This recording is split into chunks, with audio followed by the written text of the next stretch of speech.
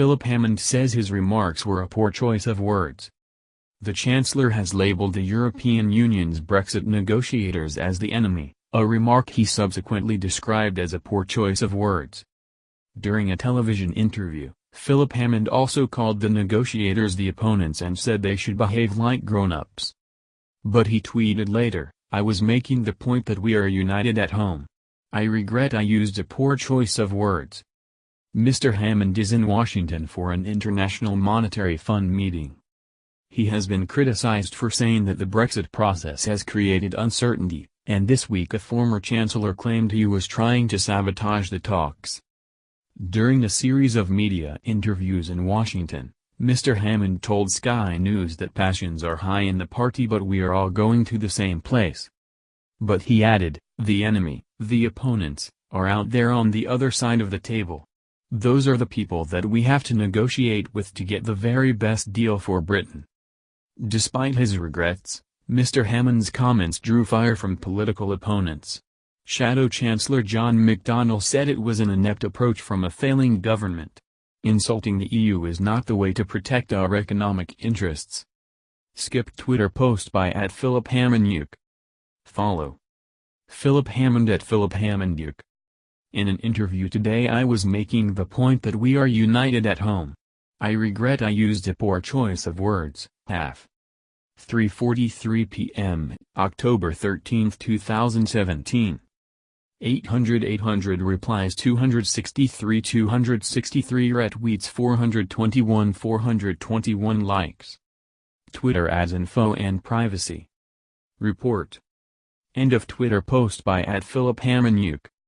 Skip Twitter post 2 by @PhilipHammondUK.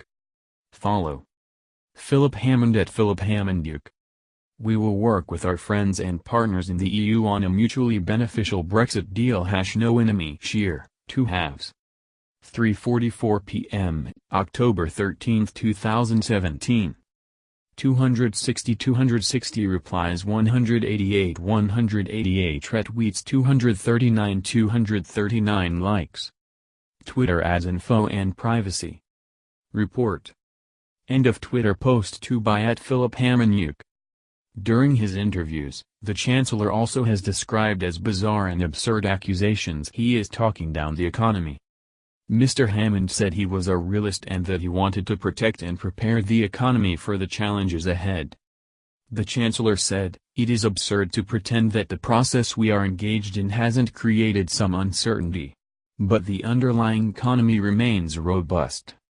I am committed to delivering a Brexit deal that works for Britain," he added. He refused to answer how he would vote if another referendum was held now. "We've had the referendum," he said. "You know how I voted in it." Sabotage. This week, former Conservative Chancellor Nigel Lawson called for Mr. Hammond to be sacked, saying he was unhelpful to the Brexit process. Lord Lawson said, "What he, Mr. Hammond, is doing is very close to sabotage." Responding to these comments, Mr. Hammond said, "Lord Lawson is entitled to his view on this and many other subjects and isn't afraid to express it, but I think he's wrong." The Chancellor, who has been accused of being too pessimistic about Brexit, told the Treasury Committee of MPs this week that a cloud of uncertainty over the outcome of negotiations was acting as a dampener on the economy. But speaking on Friday, Mr. Hammond said he was optimistic about the UK's economic future and was in Washington to promote it. "What I'm doing here in Washington is talking Britain up, talking about Britain's future as a champion of free trade in the global economy, seeking further moves on liberalization on trade and services which will hugely benefit our economy." He added that Britain had a very bright future ahead, but added that it was undoubtedly true that the process of negotiations had created uncertainty for business.